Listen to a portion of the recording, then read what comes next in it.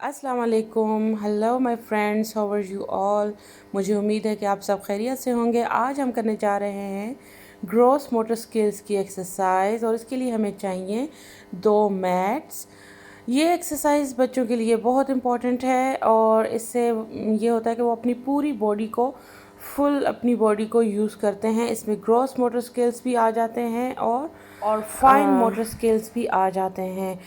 اس کے لیے آپ نے یہ کرنا ہے کہ ایک میٹ پہ اپنے بچے کو اپنے کھڑا کرنا ہے, اور اسے دوسرا بیٹ کہنا ہے کہ وہ سامنے کی طرف بچھا کر اپنے لیے ایک اور سٹیپ بنائے, اور اس سٹیپ سے اس نے ہٹنا نہیں ہے. اور اسی طرح پیچھے والا میٹ اٹھا کر مزید آگے رکھے اور اس کے اوپر وہ قدم رکھے, جمپ کر لے اس کے اوپر.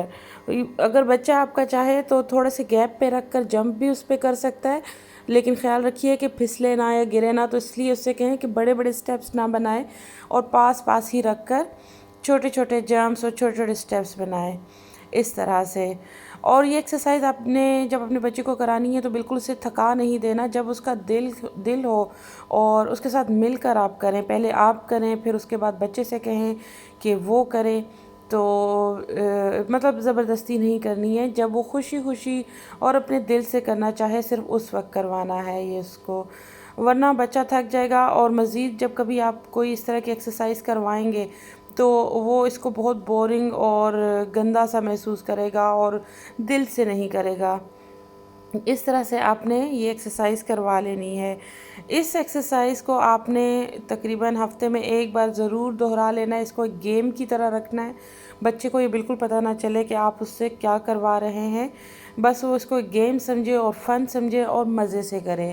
اس کے بعد ہم دوسری ایک اور ایکسرسائز کریں گے. اچھا, گروس موٹر سکلز کا میں پہلے آپ کو بتاتی چلوں کہ اس میں یہ ہے کہ بچہ اپنی پوری باڈی کو موو کرتا ہے, حرکت دیتا ہے, جس میں اس کی ٹانگیں, بازو, آنکھیں, ہاتھ, ہر چیز شامل ہے. اور فائن موٹر سکلز بھی اس میں وہ یوز کر رہا ہوتا ہے, یعنی کہ اپنا دماغ یوز کر رہا ہوتا ہے, اندازہ یوز کر رہا ہوتا ہے, اسٹیمیٹ لگا رہا ہوتا ہے.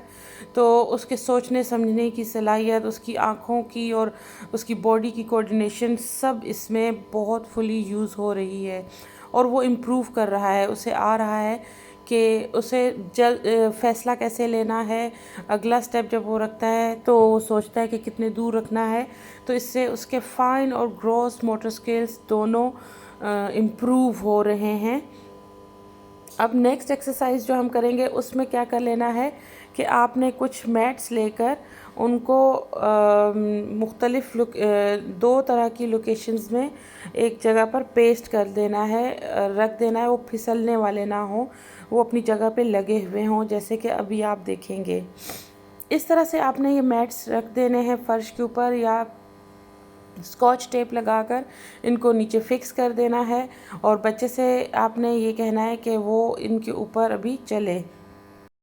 اس ایکسرسائز کے لیے آپ نے بچے کو انسٹرکشن دینی ہے کہ وہ سامنے آئے, موو فارورڈ, یا لیفٹ جائے, رائٹ جائے, اور کہاں پر پیر رکھے کہاں پر نہ رکھے.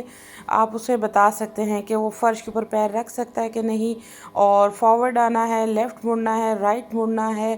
اور بچے کو آپ نے یہ کہنا ہے کہ وہ جیسے جیسے آپ بتا رہے ہوں, انسٹرکشنز دے رہے ہوں, وہ اس طرح سے کرے. اور اس کو بھی ایک فن گیم بنانا ہے, اور آپ نے کرنا ہے بچے کو کہنا ہے کہ آپ مجھے بتائیں میں کس طرف پیر رکھوں. اور آپ نے آپ جب اس طرح سے کریں گے تو بچہ اس کو کوئی فٹیگ یا تھکا دینے والا کام اور مشکل کام نہیں سمجھے گا. ایک گیم سمجھنا ہے بچے نے. آپ نے ہر یہ ایکسرسائز ایک گیم کی طرح کرانی ہے. ابھی میں ان کو یہ کروا رہی ہوں, تو آپ غور سے دیکھیے گا. Straight forward, straight forward, street, street,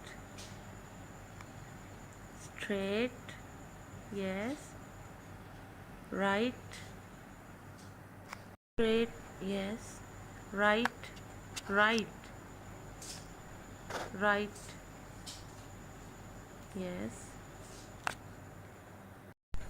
straight, straight forward, straight, straight, straight, right, left, straight, right, straight, left, right, straight, left. Good. Left, straight, right, left, left, straight, right, straight, left, right. Good. One more time. Right, left, straight, right, straight, straight, straight, left. Good. Left, straight, right, left, straight, right, straight, left, right. Right, left, right, left, right, left, right, left, right, left, right. Good. Very good. Early childhood development से related और pre school से related videos देखने के लिए हमारे channel को subscribe करें।